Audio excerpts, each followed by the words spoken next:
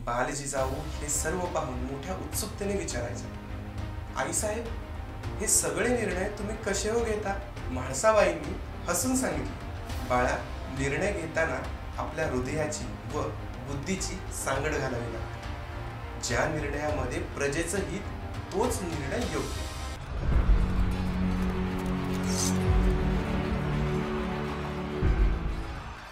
जय जिजाऊ, जय शिवराय, जय शंभूराजे. गोष्ट शिवस्वराज्याची या कार्यक्रमामध्ये आपल्या सगळ्यांचं मनापासून स्वागत. आजच्या भागामध्ये आपण राजमाता जिजाऊंच्या बालपणावर एक नजर टाकणार आहोत. चला तर मग सुरू करूया. जिजाऊंचा जन्म हा एका पराक्रमी व वीर घराण्यात झाला होता.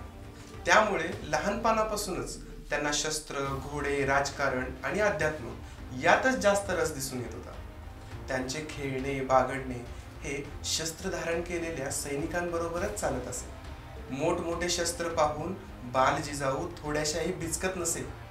लखोजी राजांच्या वाड्यात मातब्बर सरदार, वतनदार हे त्यांना भेटावयास नेहमीच येत असे. त्यांच्यामध्ये सतत राजकारणाची व लष्करी मोहिमांची चर्चा चालत असे. आणि हेच संस्कार लहानपणापासूनच राजमाता जिजाऊंनी वेचले होते.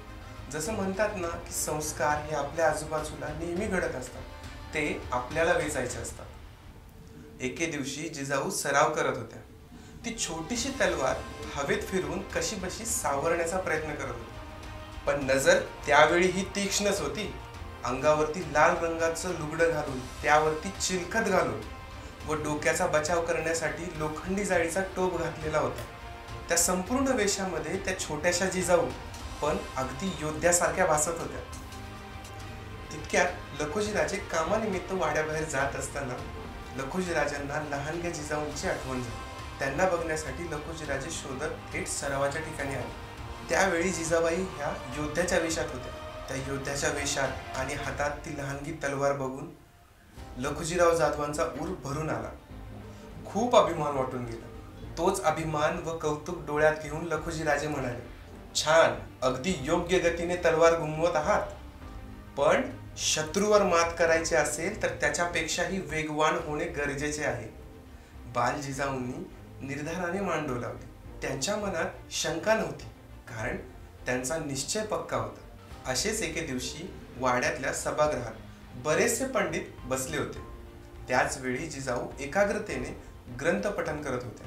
एकीकडे युद्धकला तर दुसरीकडे प्रशासन, न्यायनिवाडा आणि अध्यात्म या सगळ्यांचेच प्रशिक्षण बालजिजाऊंवर होत होते.